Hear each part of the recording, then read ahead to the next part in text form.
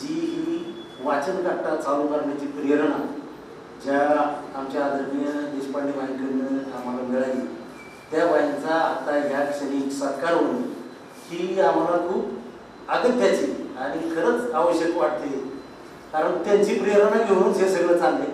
गेल्या वर्षभरात बाईंनी 25-30 महिला त्यांचा समूह घेऊन आपल्या गावात वेगवेगळ्या घरातून चरित्र, आत्मचरित्र, कादंबऱ्या यांचं परत एकदा ते काय सगळं जे चळवळ चालू केली ना, ती इथं थोडी ह्या मानपत्रात आम्ही त्याचा हे केलंय वाचतो. हे सन्मानपत्र नाही, ही कृतज्ञता पत्र आहे. प्रति आदरणीय सौ स्नेहल श्रीकांत देशपांडे, पावसात टाकले देशपांडे, तुमच्या प्रत्येक भेटीत घडणारे प्रसन्नतेचे दर्शन, आवाजातील माधुर्य, जीवनाविषयी असणारी सौंदर्य दृष्टी, उत्कट संवेदनशील स्वभाव, वाङ्मय प्रेम आणि रसिक वृत्ती अशा गुणांनी संपन्न असलेलं आपलं व्यक्तिमत्व अनेक कलाकार रसिकांना प्रेरणा देणार आहे. विद्यार्थी-विद्यार्थिनींच्या सर्वांगीण विकासासाठी अध्यापन कौशल्याचा खुबीनं उपयोग करून आदरणीय श्री श्रीकांत देशपांडे सरांच्या साथीनं आपणही आपल्या शिक्षकी कारकिर्दीत असंख्य विद्यार्थी-विद्यार्थिनींना आईच्या ममतेनं घडवलं आहे. आपल्या ठायी असलेली मराठी भाषा आणि वाङ्मयाची आवड, तिच्या अभिजाततेचा अभिमान आणि तिच्यातील संस्कारक्षम साहित्यानं सांस्कृतिकतेची जपणूक होणार असल्याचा आत्मविश्वास आजही तुम्हाला कार्यरत ठेवत आहे. सध्याच्या प्रचंड वेगानं सामाजिक सांस्कृतिक स्थित्यंतरे होत असलेल्या काळात मराठी भाषा आणि साहित्याचं विविध स्तरावर प्रकट वाचन व्हावं, त्यातून मातृभाषेचा अभिमान वाढीला लागावा आणि स्वत्वाचं भान समाजाला व्हावं, या दृष्टीनं आपणाकडून होत असलेले प्रयत्न आम्हा सर्वांसाठी मार्गदर्शक आहे. सासवड नगरीत महिलांचा वाचन कट्टा आपल्या पुढाकारानं सुरू झाला आणि त्याद्वारे घराघरातून मराठी पुस्तकांचं, कथा, कादंबरी, प्रवास वर्णन, चरित्रांचं वाचन करीत आपला महिला वाचक समूह क्षीण होऊन राहिलेल्या वाचन संस्कृतीला परत देण्याचा प्रयत्न करीत आहे. साहित्यातील विविध रसांचा आपल्या अभिवाचनातून होत असलेला आविष्कार सामान्य जनांना पुन्हा एकदा पुस्तकांकडे वळायला भाग पाडतोय, ही मनस्वी आनंद देणारी गोष्ट आहे. पुस्तकांच्या पानात दडलेल्या संस्कार मूल्यांना सामूहिक प्रकट वाचनाच्या माध्यमातून रुजविण्याचा, श्रोत्यांना अधिक संवेदनशील करण्याच्या, त्यांची अभिरुची अधिक संपन्न करण्याच्या तुमच्या या प्रयत्नांना वंदन करण्यासाठी पुरंदर कलामंच आपणास एक कृतज्ञतापत्र मनापासून प्रदान करीत आहे. सासवड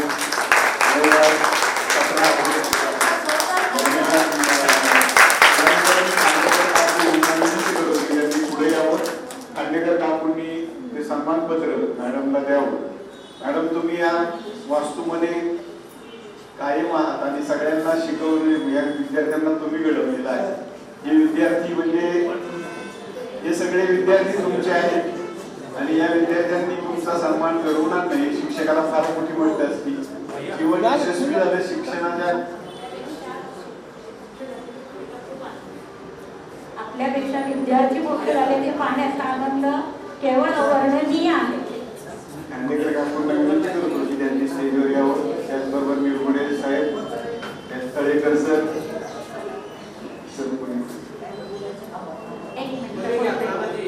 एक मिनिट बघ, मी हा सन्मान आमच्या वाचन कट्ट्यातर्फे म्हणून स्वीकारते. माझा एकटीचा नाहीये हा, एकटी बाई काही करू शकत नाही. सर्वांनी जोरदार टाळ्या वाजवल्या. यानंतर सत्काराला उत्तर देतील एका सावित्रीच्या लेखीचा आणि वाचन सरस्वतीचा आपण सत्कार करतोय.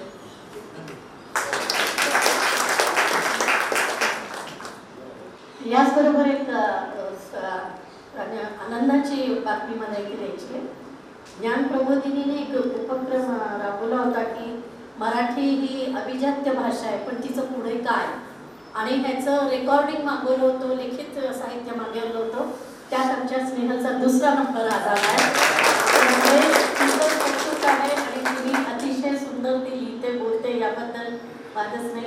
आणि अजून एक तुम्हाला मी हे सांगू इच्छिते की येत्या बुधवारी संजीवनी बोकिनताई मोठ्या कवयित्री आहेत आपल्या महाराष्ट्रातल्या, ज्यांनी बाहेर देशातल्या सगळ्या महाराष्ट्र मंडळांमध्ये जाऊन आपला कार्यक्रम सादर केला आहे, त्या आमच्या वाचनकट्ट्यात येत आहेत.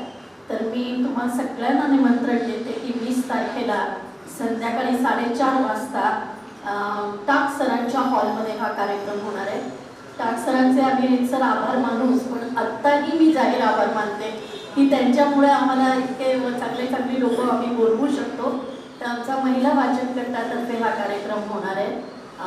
नात्या गोत्यांवर त्या कविता सादर करणार आहेत. तर तुम्ही सगळ्यांनी अवश्य यावर मोठ्या कवयित्री आहेत त्या. धन्यवाद. सत्कारावर उत्तर देशपांडे मॅडम सन्मान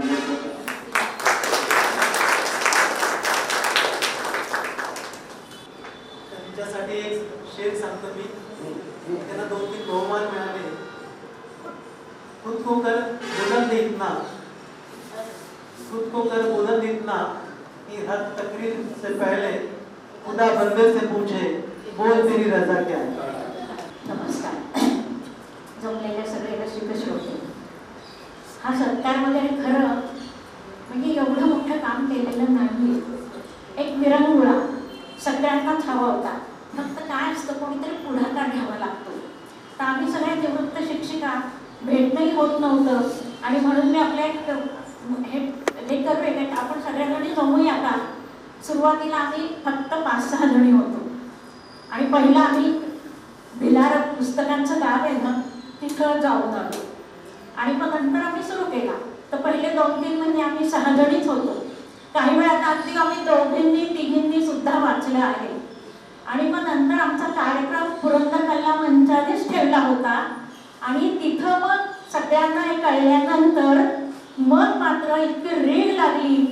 पण काय असतं, आता आम्ही 25 जणी आहोत. आपण आता बरेचसे शिक्षकी पेशातले आहोत. संख्या वाढली की जरा सर्वांना न्याय देता येत नाही आपल्याला आणि मग गुणवत्ताही कमी होते, समाधान मिळू शकत नाही. त्यामुळे आम्ही मग 25 वर्ष थांबलोय. आता मी असं सुचवलंय सगळे येते त्यांना की तुमच्या गल्लीमध्ये भागामध्ये वाचनकट्टा सुरू करा. उलटे जास्त वाचनकट्टे सुरू होतील सासवडमध्ये.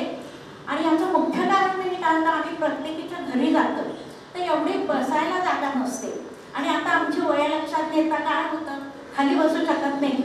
त्यामुळे एवढ्या खुर्च्या सगळं म्हणजे सगळंच येतं. आणि मुख्य सर्वात हेतू काय, विरंगुळा.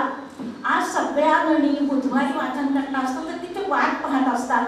याच्यातच सगळं आलेलं आहे की सगळ्यांना हे हवं असतं, फक्त कोणीतरी पुढाकार घ्यावा लागतो. तुमचे एवढे कलाकार आहेत खरे, तुमच्याकडनंच आम्हाला खूप घेण्यासारखं आहे आणि तुम्ही हा सुरू केला. प्रेरणा घेणारे सुद्धा असावे लागतात. हे संस्कार आपण खूप करत असतो पण संस्कार घेणाराही हवा असतो. तसे तुम्ही आहात. आज हे विद्यार्थी एवढं मोठं समाजात काम करतायत, समाजाला पुढे नेतायत. हे पाहून एका गुरुला केवढा आनंद होत असेल याचं मी वर्णन करू शकत नाही. आणि माननीय विद्यालयाचे विद्यार्थी आहेतच असे की पार कुठेही झेंडा फडकू शकतात ही खात्री आहे. धन्यवाद. धन्यवाद मॅडम. यानंतर लाईट नसताना जनरेटर इन्व्हर्टरचे काम करतोय. यानंतर काम करताय स्थानापन्न व्हावं.